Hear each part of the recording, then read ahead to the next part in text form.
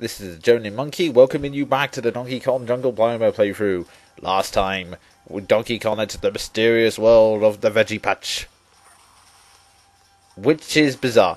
Okay, the first gimmick you see there is that there are all sorts of different vegetables. Vegetables. I think there are some fruits. No, it's just vegetables. Anyway, they have different effects depending on what you do, on how you attack them. For the mushrooms, for example, attacking them causes DK to bounce in all sorts of crazy directions, like you saw there, which is surprisingly fun. And taking different routes will allow you to get to different prizes. The pineapples, as you see here, will fly upwards when you hold on to them. I don't quite get how that works, but considering that the other dimension is a toy box which you can be skewered by pencils, this actually makes slightly more sense. And to be honest, there's like about 4 worlds you get to through the portals, and I won't reveal what the 4th one is because of a spoiler, but I'll just say the 4th one is pretty cool, but I'd say this is probably still my favourite because it's the most fun to play. Ah yes, and during my raving we came to the next gameplay mechanic. Now, these grapes will become pegs for you to grab onto, but you have to activate them. You have to either hit them with rocks or just attack them with the rolling attack. However, they will not stay like that forever. They will eventually revert back to their, full bunch shape after a while. And if you're not quick enough, you'll just fall off. So you have to be pretty quick on these. So don't dawdle.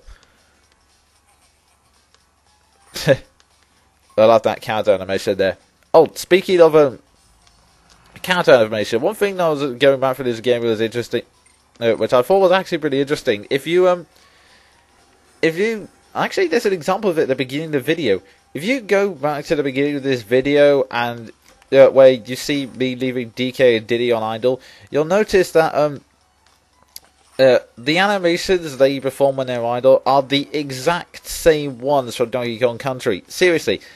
And they have the same variation. Sometimes EK will do the hand slaps, sometimes he will do the whole beat his chest thing. Except, obviously it won't be the same sound effect, but you get the idea. Ah yes, and that was the last 2 gimmicks. The sweet corn, it will constantly pull you down as you try to climb it, and the watermelon, you just have to keep attacking it until it blows away and reveals a nice center. Okay, and using that same watermelon, we have now picked up the Spiral Warp, and Xananab will now activate the portal and reveal an astonishing secret. He can, in fact, jump higher than the 2 Kongs. Seriously, look at that. DK has to actually use 2 pegs to get up to that high. How does Xananab get to jump that high? And if he can jump that high, how come he's not helping? Oh well. I really shouldn't question game logic. It's kind of one of my problems. I have a tendency to question the logic for no apparent reason. One of my problems with Harry Potter, even though it's meant to be magic, is that I've never seen the logic of it. I mean, surely, since we're going on, there's not much to talk about towards the end of this level, I might as well start this round. For some reason, I get really fussy with sort of logic and stuff. Like, in Harry Potter, for example, there's this whole thing in the books about how these staircases like to change, so that every once in a while they change where they're going, which I've always thought was pointless. Just smash it down and get at another one. It has no logical sense, especially if you want students to keep away from corridor room 123. Having a staircase going straight towards it is just asking for trouble. But anyway, that's an entirely separate issue. We're now starting on the new level, and actually one of my favourites in this. This is Boggity Boo. I don't know why I like this level. It's just sort of the different levels of the challenges and the music, I'd have to say. I can't really hear it. I think the music is just called The Swamp. But yeah, it's pretty cool. It's kind of the main theme of this level, as you can probably tell from the footage, is current. But it has several different effects. At the start of the level, as you see here, there's like these vortexes which will pull DK in, and the only way to get out of it is to use the barrel roll attack. But it's kind of hard to break free, so it has to be just the right length and just the right angle. Otherwise, you'll just keep spinning round and round like that. And if you drop too low, you'll just fall out currents. Although, of course, you could just do what I'm doing and use a crystal star. But then again, now we're getting into the harder stages of the game. You might want to be careful using those because, well, it's always good to have those when it looks like you're about to die. And you don't want to waste them too often.